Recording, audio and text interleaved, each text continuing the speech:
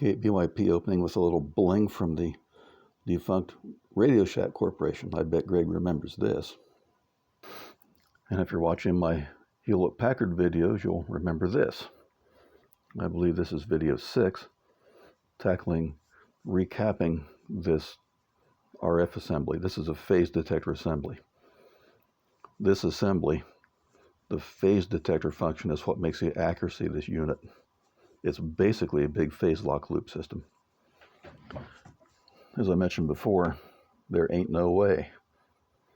You can't pay me to go in there and cut those capacitor cans out, because coming in on that gold-plated connector is 450 or 500 megahertz from the VCO output. So 300 to 400 megahertz UHF.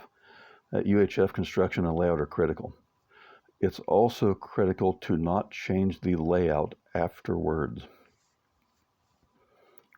This side of the board at that gold connector is 10 megahertz reference coming in below 20 volts.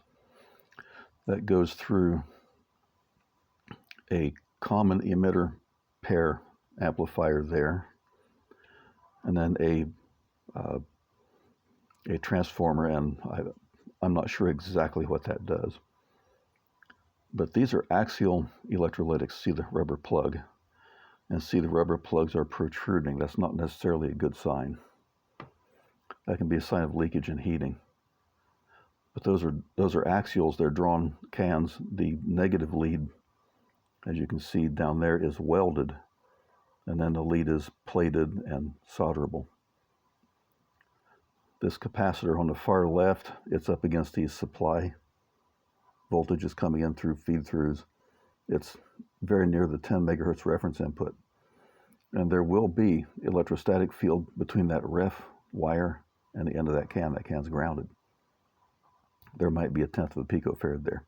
Not a big deal at 10 megahertz. Over here, this collector, running at a probably higher voltage, has a heatsink with a sharp edge, somewhat tangential to the end of that capacitor can. And I'll guarantee you that, especially considering Townsend's early work in the 1920s on branch streamer arc formation, the experiments that show that there's more electrostatic field between sharp points, that there's a noticeable capacitance and electrostatic fields between the collector of that can at probably 10 megahertz, or the collector of that transistor, and the can, which is grounded, of that capacitor, if the can is grounded. If it isn't grounded, it's at some other potential. Taking that capacitor out may make a noticeable change in the way that circuit works, and this is a phase comparator. We don't want to do anything that upsets it, because doing things that upset it might entail things like noticing those two inductors. Notice one of them was tweaked.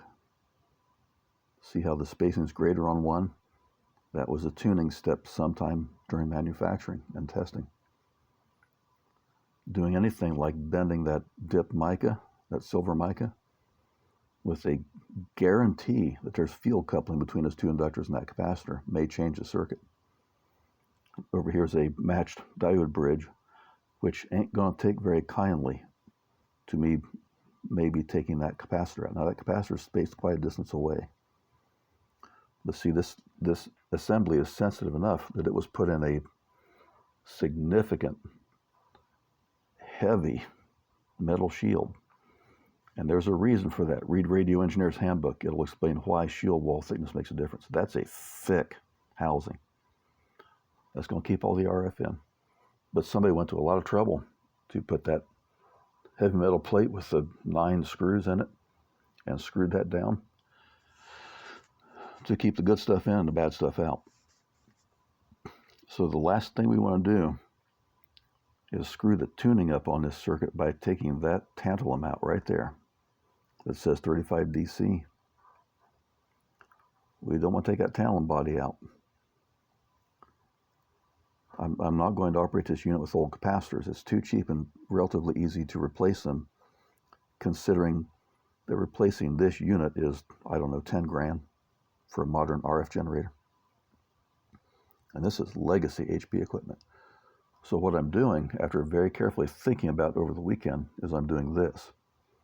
Starting with the capacitor C7 on the left that's not critical, and putting a new electrolytic in way over here by the shield wall. And I didn't do a very neat job on this one. I started by connecting the negative lead, putting the cap in place, and then connecting the positive lead. I should have changed the order in which I did it. But the point is, putting this new metal electrolytic can where the can of the new electrolytic is not grounded. The cans in these radials are floating across the leads of the old capacitor. And then, contrary to our know-it-all troll who made a drive-by troll comment that got banned, we don't just come in and summarily cut the capacitor off at the body. I did a few like that. I wish I hadn't, because then they can't be put back in circuit. They're permanently ruined. But then after it's soldered in and I've inspected the solder joints, that puts two capacitors in parallel. That's not good. The obvious step might be to see that this negative leads the biggest one and just grab a pair of cutters and cut it. That would be a serious mistake, and that would invalidate the whole reason for doing what I just did. Because if that can is grounded, then it's a target, so to speak, for electrostatic fields. Cutting that lead ungrounds that can and changes the dynamics of the fields inside this unit. It may be a trivial change here. It might not be somewhere else. So I'm doing this one for practice. But the correct thing is to cut the positive lead and then maybe slightly bend one side or the other so that the original capacitor can't make a contact. That leaves the original capacitor can, which is a huge metal object. It's the biggest metal object in here, except for maybe that connector. But that doesn't disturb the fields inside this unit, because the fields from that transistor can couple to that capacitor, to that one, over to here, down to the board, who knows where, and possibly up to the lid. It's tedious to do this. It's time consuming. It may not be as tedious as some other hobby activities like making jewelry or building a ship in a bottle. But there's a definite advantage to doing this way. And this is where the special pliers that came from Hobby Lobby are going to come into play. Or to use this one. Real stout noses, beading pliers for bending small diameter wires. The ordinary electronic pliers I have are very poor for this purpose, but these have very stout, very stiff tips for grabbing and making small twist-in wires. And that's how I made the loop on the negative lead of that capacitor right there. So, how to tell when you're getting advice that's good and when you're getting advice that isn't? Well, generally speaking, the advice you get that's vague and brief and from a well-meaning person that cannot explain themselves in detail is generally bad advice, especially when it comes to something as critical and expensive as this is. Realize when this was designed, somebody made this schematic for this. Best engineering on the face of the earth.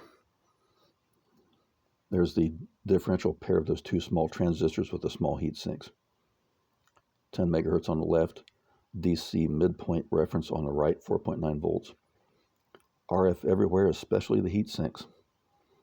So low frequency relatively until we get over here, and that's 300 or 400 megahertz coming in. A very sensitive dual field effect device with filter capacitors around. Don't risk messing it up with changes that you can't walk back. The procedure for making something like this is to draw the schematic out, build it, prototype it for a unit this high of frequency, find out if it works or if there are parasitics that totally screw things up, and then adjust component values or change the layout to compensate. But when this board is nailed down for production, it is in exactly this form, and every one of them is built exactly the same. with all those big metal cans in there. And again, they are targets for RF, for electrostatic field coupling. For example, several tantalums around there, and they're going to be a pig to get in there and work with. But it's got to be done. So, rule of thumb, VHF, UHF, the layout is critical. Don't change it after the fact unless you're absolutely sure you can get away with it. And hopefully, if it doesn't work, you can undo it. Kate BYP did it.